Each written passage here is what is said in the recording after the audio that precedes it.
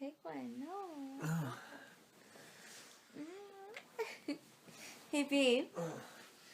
What was the first? Well, here, I'm gonna ask you 20 questions. No. I asked you like 5. Okay, so when's our anniversary? Shut up! I'm not doing this. No, when is it? I'm not. You're not using me in your vlog like that. How dare you? See, this is what happens if I try to do a vlog with him. How dare you? Hey everybody, Max here with Max Vlogs, Max RL Vlogs. So, it's Valentine's Day tomorrow, guys. That Hallmark holiday. You know, the one everyone hates and loves to hate.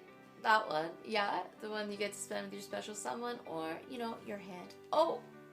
So, anyways, yeah, so you guys, I'm here to tell you about the lamest Valentine's Day, most pathetic Valentine's Day, absolutely ridiculous, pathetic, dumb Valentine's Day I have ever experienced. Now, I was going to tell you a cute little story about how my boyfriend and I met and how we got together, but I've already done that, and I don't want to be repeating myself in my vlog. So, yeah, this one is about when I was 16 years old. That's about, let me count back with my fingers. Yes, I still do math on my fingers. That's about 21, well, 20, I'm 24 now. So about, you know, 8 years ago, 6, 8, I don't know. So yeah, was when I was 16. I was young, impressionable, you know, all that kind of full of angst and hated everybody who was happy in relationships because I was in love with my best friend who was dating somebody else, who I'm now friends with, which is weird sometimes. I don't know. But it was the most pathetic Valentine's Day that I had ever had. And you want to know why? I'm going to tell you why, even if you don't. Or you can just change it. But, so, yeah, the most pathetic Valentine's Day I ever had was when I was 16 years old. And that's because I was in love with my best friend. And, so, you know, to get over this, I tried to get a date. And I was kind of seeing somebody on and off. We fought a lot, and it was really just, I was 16. You know, I didn't really like him. I just kind of entertained the idea because he was, you know, he was someone to kiss when I was actually watching my boyfriend, or watching the guy that I liked kiss somebody else. So, yeah, that was a thing. And, so basically, I set up a date with this person. It was my last shot at even trying to make something work with him, and, I was like, you know what, like, the guy that I actually like I even told him, you know, the guy that I have feelings for is with his girlfriend, and I really want to go do something on Valentine's Day, so let's hang out. And he's like, okay, I'll take you to a movie. So I got ready, I got dressed up, I got, you know, I looked nice, I looked hot for a little 16-year-old to me, which is kind of gross me to say, but anyways, I got dressed up. And right at the last minute, I signed into, yes, MSN. You remember MSN Messenger?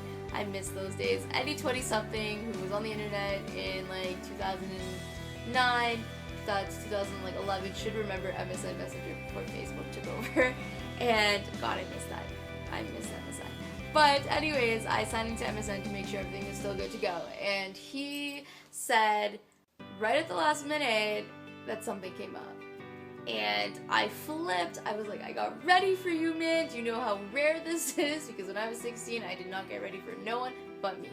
So I got ready, and I ended up getting bailed on. So I saw that my crush was online, and I messaged him, and I was like, hey, how's it going? I thought you were going on a hot date tonight with your girlfriend. And he said that she had to cancel. See, the thing is, like, there was outside circumstances that took control of certain situations with that relationship, and you know, things that neither of those two could help. So I was always his sounding board. I was always his, you know, his ear to listen to. Everybody knew that I liked him. Even he knew I liked him. I think the only person who didn't know was her at the time. So even if she knew, like, you know, I wasn't that type of girl. I didn't step on other girls' toes to get to the guy that I wanted. I wasn't competitive when it came to that. You know, that's not something that I was about. I didn't like stealing people's boyfriends. I still don't like doing it. I do not agree with that. That's just really shitty behavior. Shitty girl behavior, you know what I mean? Like, it's just an unwritten rule. And if you're one of those girls that do that, man, I'm sorry, but you're a fucking bitch. So yeah. Anyways, so there's that, and so he was like, no, she had to cancel, and he's like, I can still come into town though if you want to do something, because he lived like a half-hour bus ride outside of where we live. So I was like, yeah, sure, why not? You know, like, let's do something. I'm not doing anything, you're not doing anything, and I'm like, yes, like, why not? Yes, let's do it. So I went and I met up with him, and this is where shit got real lame. So he talked about her the whole time, and like, I am his sounding board, right? But on Valentine's Day, I did not want to hear about how much he loved his girlfriend. I did not want to hear anything about his girlfriend. I just wanted to enjoy Valentine's Day and be with the guy that I liked. Like, talking about shit that we like to talk about. Video games, fun shit, stupid shit, you know, all the time. And you know, what gets even more pathetic is that we ran into two people that we knew that it was a couple who kind of like asked like, oh, where's your girlfriend? And that was fucking embarrassing, because there's me like looking at the ground. So there's that happened, now that I just remembered that. And there was also the fact that we talked about how shitty it was to be hanging out with somebody that had a girlfriend or boyfriend that you had feelings for, without stating the obvious facts. And then, like, he knew I liked him. He knew, and he was just, like, torturing me at that time. No, he wasn't. Like, it was, you know, it was a well-known fact, but, like, we never talked about it. We never once addressed it, and, like, for a really long time, until some other shit happened. And, you know, what's funny about this story, and lame and still pathetic, is that him and I ended up getting together eventually. You know, his girlfriend at the time, they didn't work out for, like I said, uncontrollable reasons, and we ended up spending a whole summer together of just being best friends without any emotion. I kind of got over it. I got over the idea of it. He was heartbroken. There was nothing. And then when we finally did get together, Valentine's Day, or like, from a year, like, you know, it'd been a year for the next Valentine's Day, and I think I was 17, and oh god, I asked him, I was like, do you remember that day? He's like, clear as day. And he said how pathetic I was. He's like, he said that he was waiting for me the whole time to like grab his hand or to like kiss him or something, but at the same time, he said he had so much more respect for me for not doing that, because he knew that I was a good person. And you know, and I just shake my head at it all the time when I think about it, like, oh my god, I'm such an idiot. Not an idiot for not doing what I could have done, but I'm such an idiot for placing myself in that situation the whole time. Man, like, this wasn't just like, oh, I have a puppy dog crush. In a sense it was at the time, but like, I really wanted to be with this guy, and like, I just like hung out with him because I actually enjoyed being with him. I actually enjoyed hanging out with him, and I liked him so much, and it was just so fucking pathetic. Like, 16-year-old me, like, what were you doing? Turn around, girl, and go get that guy that just walked by you, not the fucking idiot you're standing beside. Anyways, to say the least, we always laughed about it every Valentine's Day that we had shared together. There was only about 2 of them that we shared together, that we kind of just like laughed about it, being like, wow, I was such a fucking sucker, you know, like, oh, I was the epitome of a hopeless romantic, and like, I have no no shame about it, saying I was a hopeless romantic. When I was a teenager, I really was, but like, fuck, man, like, you know, have some self-respect, girl. Don't put yourself in that position.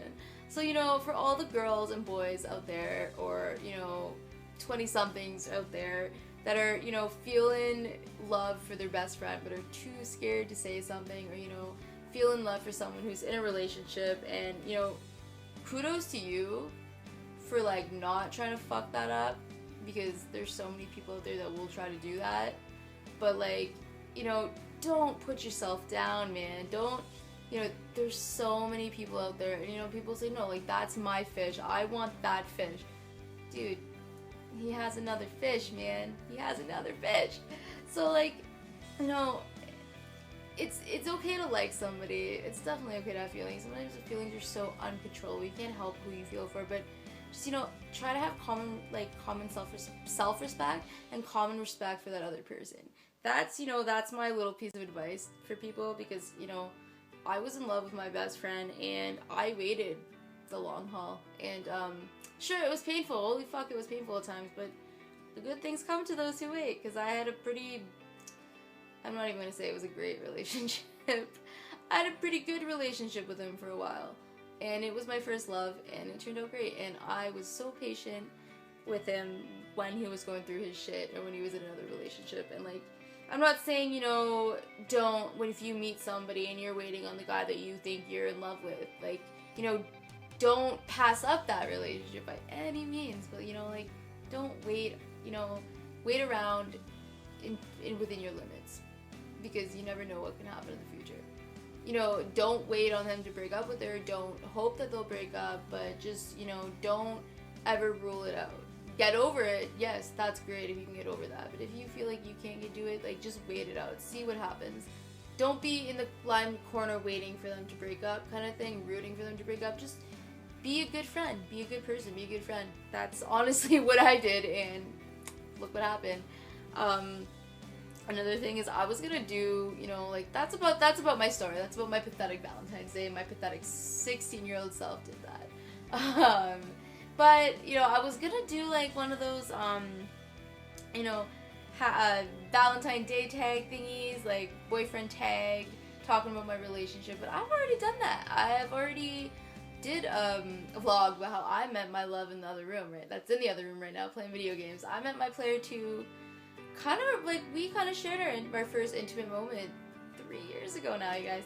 3 years I've been with my boyfriend. Wow, I love him. So I'm gonna share a little bit of love for my Zachariah. He's great, and I'm really excited for tomorrow, because I'm filming this on the 13th, so when I have uploaded this, hopefully it'll be tomorrow, which is Valentine's Day. And I hope you guys are having a wonderful Valentine's Day, whether you celebrate it, whether you hate it, whether you love to hate it, whether you're that hopeless romantic who's in love with somebody who's unavailable. My heart goes out to you, because I know how painful that can be sometimes. So yeah, that's my vlog for Valentine's Day. I hope you guys are having a great Valentine's Day, whatever you're doing, or with your hands, you know, that could be a thing. Anyways, yeah, so you guys, I'm gonna go now, and I hope you're having a great day. Happy Valentine's Day, happy Love Day, happy Hallmark Day, what the fuck ever, happy day. And yeah, so I'll see you guys in my next vlog, and I don't know when they are, they're pretty sporadic. I just thought I'd share that pathetic story of mine, so instead of what is that word? Anyways, yeah, bye guys, peace.